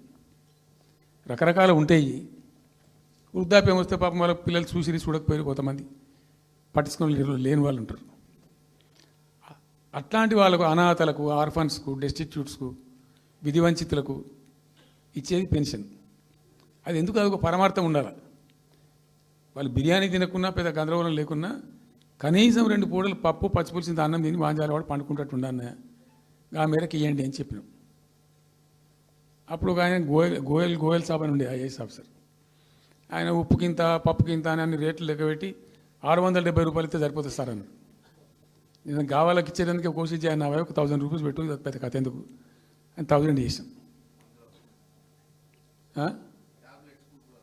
దేనికన్నా కానీ 1000 రూపీస్ చేసినాం ఫస్ట్. సెకండ్ టర్మ్ నేను ప్రకటించిన, మళ్ళీ మేము గెలిపించుకొని ఈసారి గెలిస్తే వెంటనే 2000 రూపీస్ చేస్తామని చెప్పాను. మొదలు 1000 అన్న కూడా అడగలే. మా అంతటా మేమే సుమోటోగా మాట్లాడి చెప్పి డే 1 గవర్నమెంట్ వచ్చిన ఫస్ట్ క్యాబినెట్లో డిసైడ్ చేసి 1000 రూపీస్ పెట్టాం. 200 to 1000, 1000 to 2000 also first మంత్ని. Second టర్మ్లో మా గవర్నమెంట్ వస్తే ఫస్ట్ మంతే, ఏ మంత్లో గవర్నమెంట్ వచ్చినా అదే మంత్లో 2000 రూపీస్ చేసినాం, జనానికి అందించినాం. జనం కూడా ఏమనుకున్నారు, కేసీఆర్ 2 అన్నప్పుడు 4 అన్నట్టుగా ఇస్తాడు కావచ్చు. టెంప్ట్ అవుతారు పాపం, సహజంగా పేదవాళ్ళు కదా, లేని వాళ్ళు కాబట్టి. మనది కాదు సబ్జెక్ట్, అది కాదు కదా. ఈయన 2 ఇచ్చిండు కదా, 200 2000 చేసిండు, ఈడు తప్ప 4000 చేస్తాడేమో అనే ఆశలో మా కోటేసే ఉద్దేశం ఉన్న ప్రజలు కూడా ఈ మాయల పడి పాపం టెంప్ట్ అయిపోయి గోల్మాల్ అయిపోయి ఓట్లు వేసినారు. ఇలా తలలు బాదుకుంటున్నారు, తిడుతున్నారు, భయంకరమైన తిడుతున్నారు. నిన్న నేను హైదరాబాద్ వస్తున్నాను. నిన్న నేను మా ఫామ్ నుంచి బయలుదేరి వస్తుంటే ఒక 10 చోట్ల ప్రామిస్ చెప్తాను. 10 ప్లేసెస్లో పక్క పండు వచ్చుకోగా కార్లో కూర్చున్నాడు, 2 స్టీరింగ్ ఇచ్చిపెట్టి 2 చేతులు మీదకి పెట్టిండు. బాస్ మళ్ళీ మనం జల్దీ రావాలి, మనమే వస్తున్నాము, నెక్స్ట్ మనమే అని దుంకుతున్నాడు. ఆ మోటార్ బైక్స్ వేసేవాళ్ళు వాడు పక్కన వచ్చి వాడు వచ్చి నెక్స్ట్ మనమే సార్ వచ్చేతను అంటూ పోతుండ్రు. హైదరాబాద్ సిటీలో అనేక ప్లేసెస్లో కనీసం ఒక 10-12 ప్లేసెస్లో అట్లా చెప్తున్నారు జనం. అది దేనికి సంకేతం? మీ మీద ప్రజలు విశ్వాసం కోల్పోతున్నారు రోజు రోజుకు, మీ చర్యల వల్ల, మీ పిచ్చి పనుల వల్ల. ఇంకోటి ఏంది, మీరు చేసే చర్యలు ఎట్లున్నాయి? మొత్తం రియల్ ఎస్టేట్ బ్రోకర్ దందానేనా? ఫార్మాసిటీ ఎందుకు వచ్చిందండి? ఫార్మాసిటీ మా ప్రభుత్వం ఎందుకు వచ్చింది pharma city? Why did we bring pharma city at all? అనుకోకుండా కొన్ని ప్రాంతాలకు, కొన్ని రాష్ట్రాలకు కొన్ని సందర్భాలు కలిసి వస్తాయి. భారత ప్రభుత్వం ఆనాడు ఉన్నటువంటి నెహ్రూ గారి ప్రభుత్వంలో ఈ ఫిలకో వ్యాధి, కలరా వ్యాధి వ్యాపించి ప్రజలు ముబ్బడిగా చచ్చిపోయేది.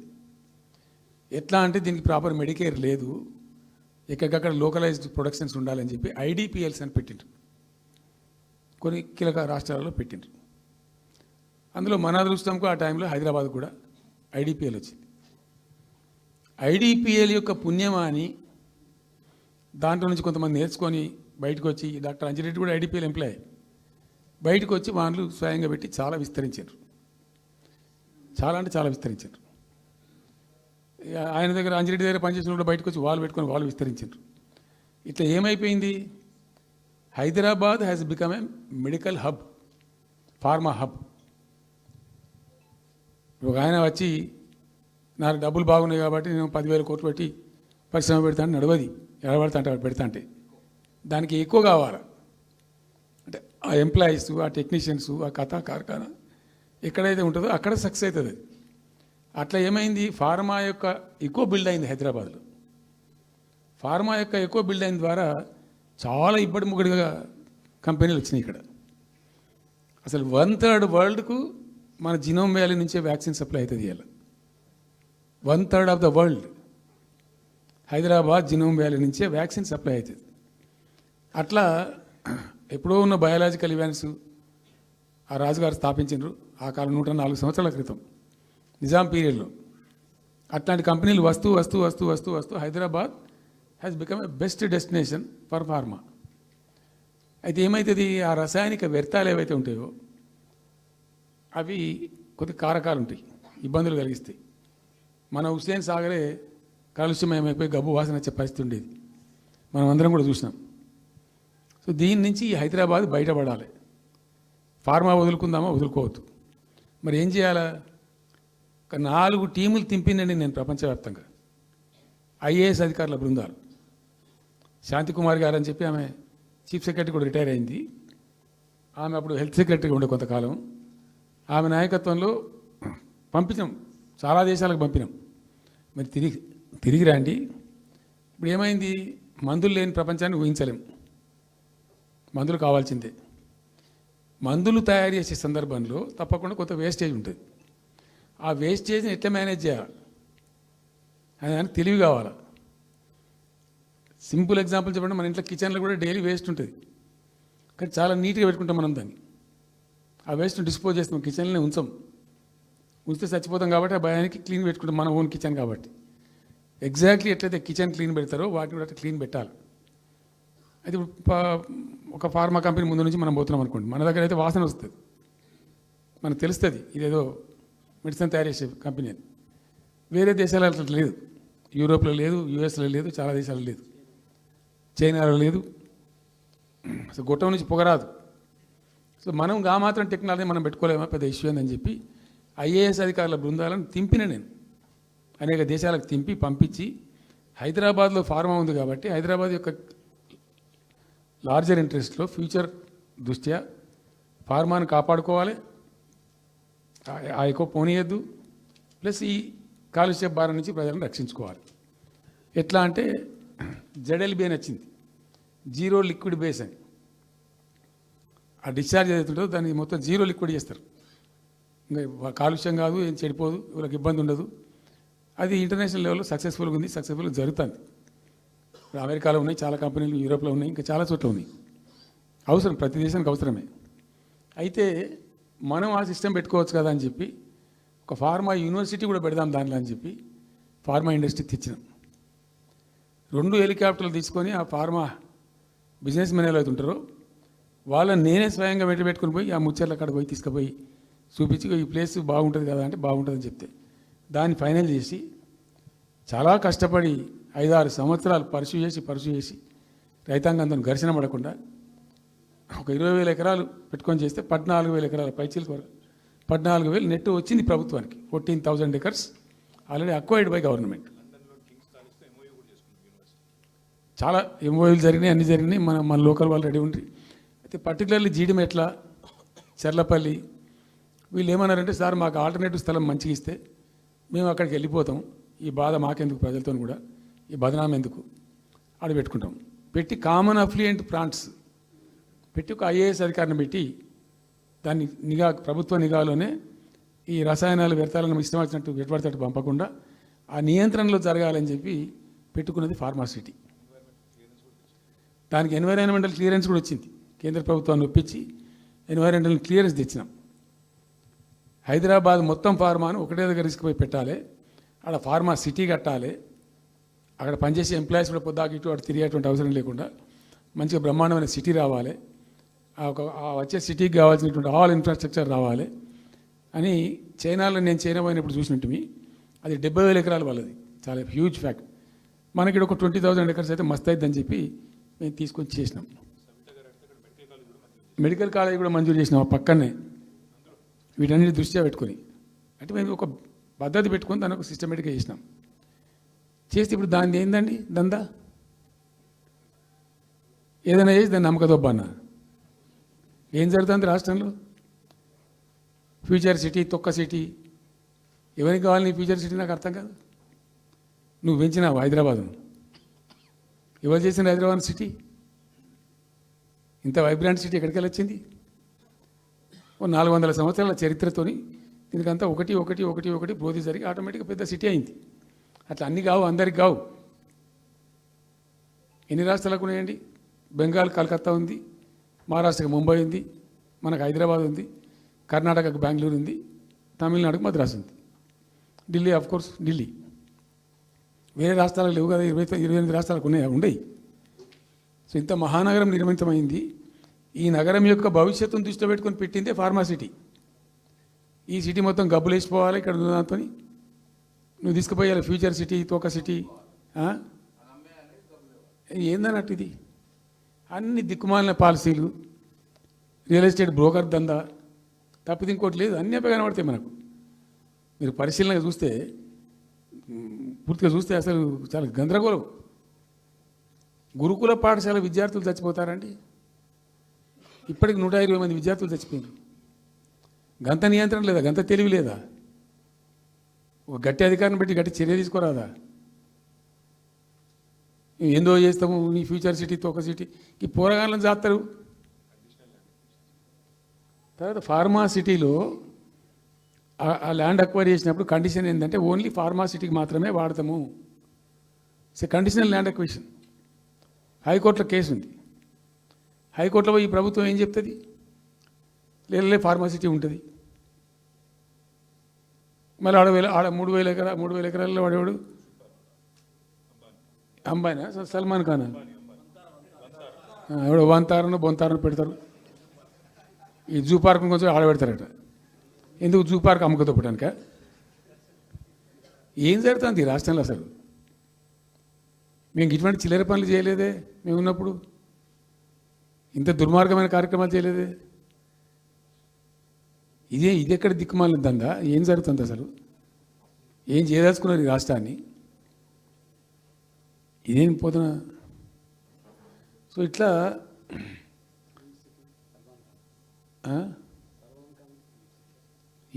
అది ఏందో నేను ఒక్కటే మాట్లాడుతున్నానండి. బిజినెస్ మీట్ పెడతాం, ఎంఓయూలు చేసుకుంటాం. ఏ ప్రభుత్వం చేయాల్సిందే.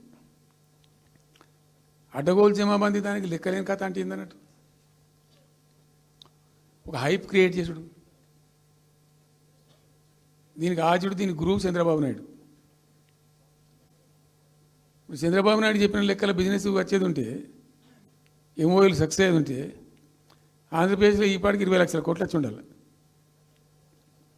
ఆయన ఫస్ట్ టైం అలా సీఎం ఉన్నప్పుడు ఆ ఊళ్ళో పెట్టే కదా వైజాగ్లో, అమరావతిలో కదా వైజాగ్లో పెట్టిండు. వైజాగ్లో ఎవరు వెళ్ళి ఎంఓయూలు చేసిన వాళ్ళంటే వంట మనుషులు చెప్పిండ్రు. ఆ స్టార్ హోటల్లో ఉండే బయట వంట మనుషులు, వాడు ఎవడ సప్లై చేసిన వాళ్ళు, వాడు వచ్చి కూర్చోపోయి సంతకం పెట్టే పెట్టిండు వాడు పాపం. అవునా అంటే పాపులర్ అయింది అది. ఇప్పుడు మరి ఎక్కడ ఆ పెట్టుబడి ఎక్కడ చెప్పండి? ఆఖరికి 10,000 కోట్లు అన్న రావాలి. 15 లక్షల కోట్లు, 6 లక్షల కోట్లు, 8 లక్షల కోట్లు.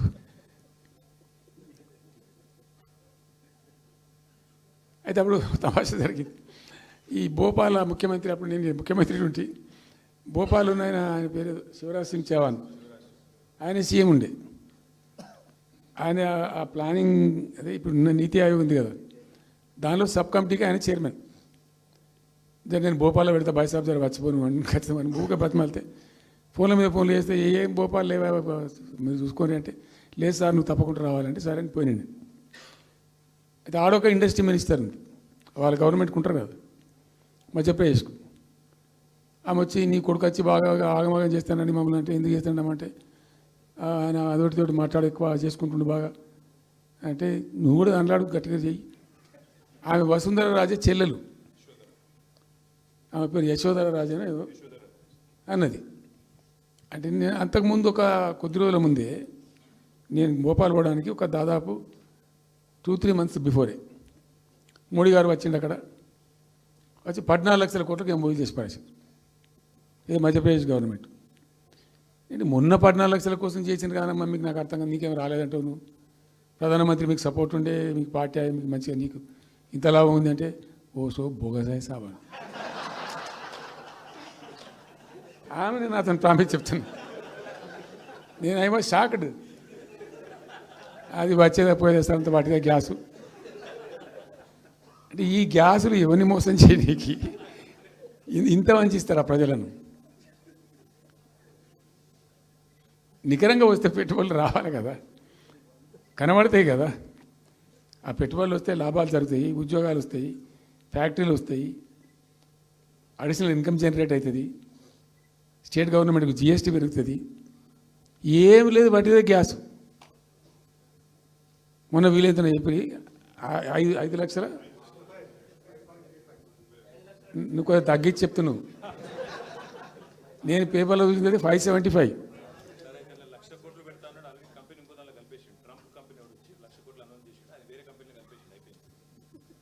ఇట్లా ఇది ఏమి ట్రంప్ ఓడికి గింపి అంతా ఏం పంచాయతీ?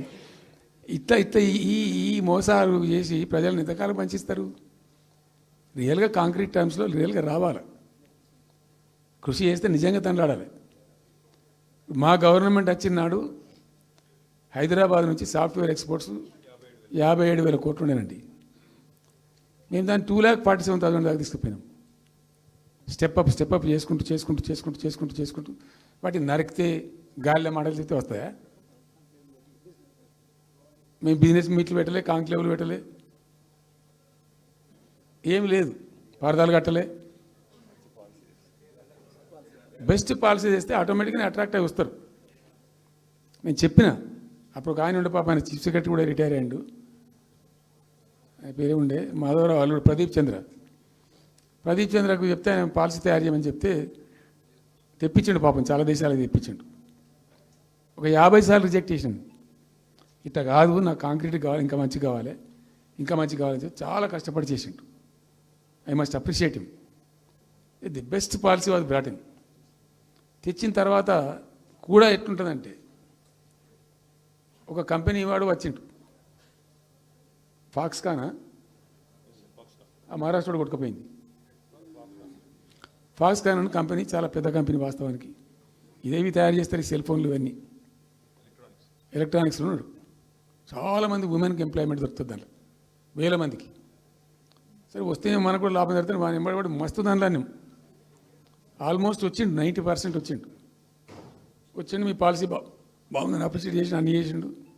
యాళ్ళకు వస్తే మహారాష్ట్ర ప్రభుత్వం 3,000 కోట్ల రూపాయలు వానికి నగదు ఇన్సెంటివ్ ఇస్తాను, వాడు కొట్టుకుపోయాడు. 3,000 crores ఎదురిస్తేనే నీకు డబ్బులని తీసుకుపోయాడు. అప్పుడు మనకు అంత కెపాసిటీ లేకుంటే సరే రియల్ ట్రై చేస్తే, కాంపిటీషన్ ఉన్నప్పుడు ట్రై చేస్తే కొన్ని సందర్భాలు జరుగుతాయి, కొన్ని జరిగాయి. ఉన్నట్టు తెలుసు, కట్టండి కదా, నడుస్తుంది కదా, ఫ్యాక్టరీ స్టార్ట్ కూడా అయింది కదా ఆల్రెడీ. సో అట్లా రియల్ ఎఫర్ట్ చేస్తే కొంత జరిగేటువంటి ఆస్కారాలు ఉంటాయి. ఇప్పుడు వెల్స్పన్ కానీ, వరంగల్లో వస్తున్నటువంటి మెగా టెక్స్టైల్ పార్క్లో కైటెక్స్ కానీ, చాలా వాళ్ళు ఎంబడివాడి తనలాడి తిప్పలవాడి అది చేసి చేసి చేసి చేసి చేసి పట్టుకొస్తే ఓటీ ఓటీ ఓటీ ఓటీ సమకూరుకుంటూ పోతుంటుంది.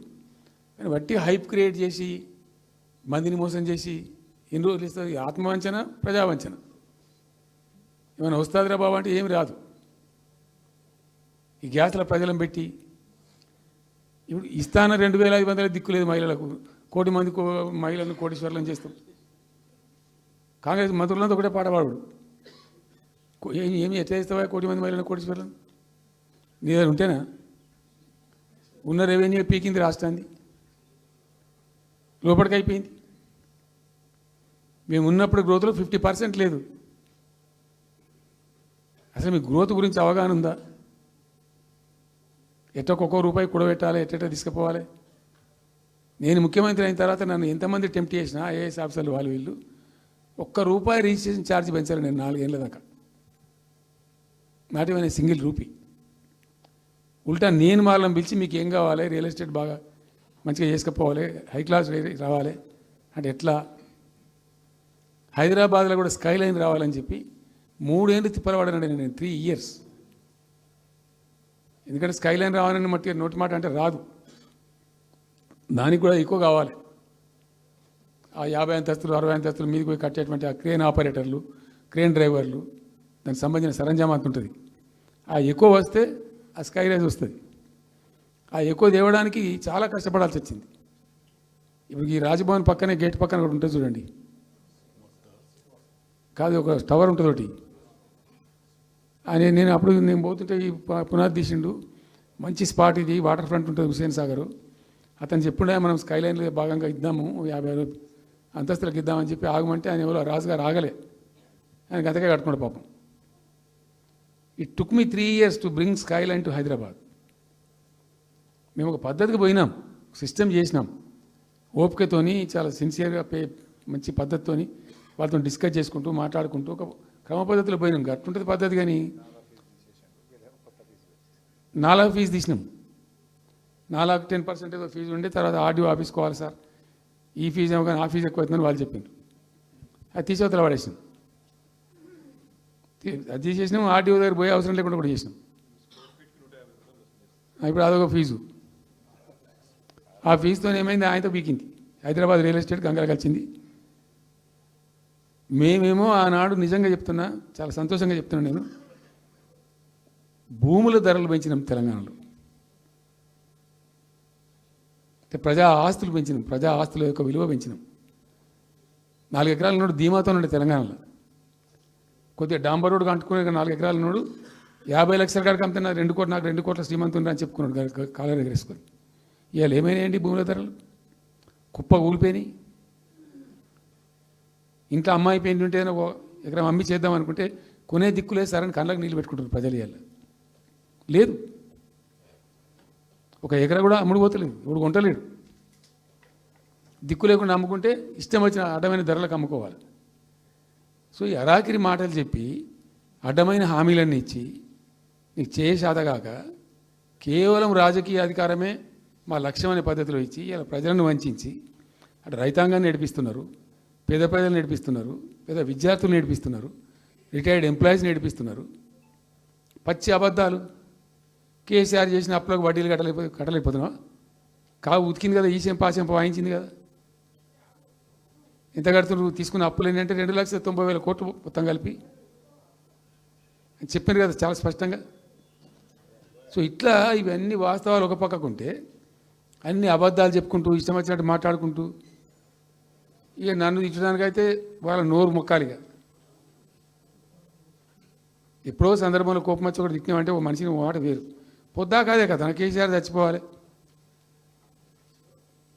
మాట్లాడినప్పుడల్లా ఎక్కడైనా మాట్లాడు, ఏ సందర్భంలో మాట, నువ్వు కాలేజీలో మాట్లాడు, లేకపోతే ఇంకొకడ మాట్లాడు, స్కూల్ పిల్లల కాడ మాట్లాడు.